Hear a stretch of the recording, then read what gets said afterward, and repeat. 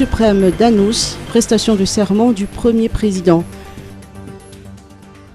Le premier président de la Cour suprême, Robertson Rana Rakutnaval, a pris officiellement ses fonctions aujourd'hui. Le chef d'État et à la fois président du Conseil supérieur de la magistrature, Indraduel, a présidé ce matin dans la salle de la Cour suprême d'Anous l'audience solennelle de sa prestation de serment suivie de son installation dans ses nouvelles fonctions. Dans son allocution, le nouveau premier président de la Cour suprême a exprimé son ambition de faire de la justice malgache un véritable pilier du développement, modèle de transparence et au plus proche de la population. République de Corée, célébration de la fête nationale.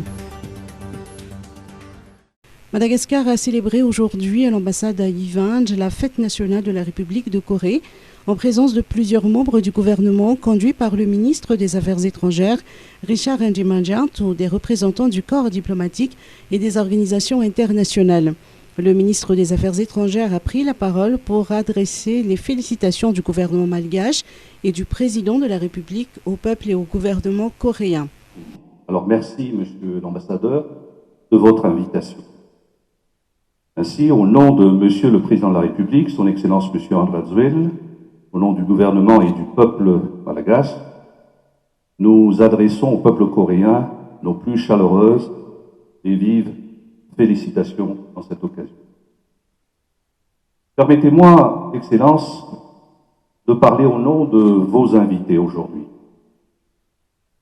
Tout le monde s'accorde à reconnaître la réussite et le dynamisme de la Corée, tant sur le plan économique que de l'innovation, notamment technologique, surtout, mais aussi sur le plan culturel.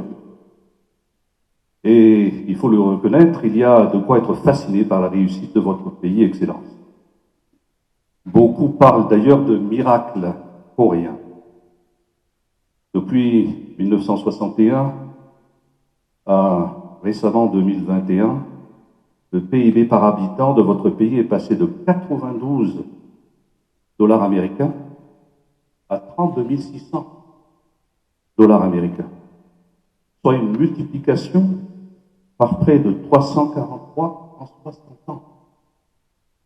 Son Excellence Monsieur Son Young-go, ambassadeur de Corée, a pour sa part rappelé les projets de coopération en mettant l'accent sur l'excellence des relations d'amitié entre les deux pays. En vous souhaitant une très cordiale bienvenue, je tiens à vous remercier d'être avec nous pour célébrer notre fête nationale.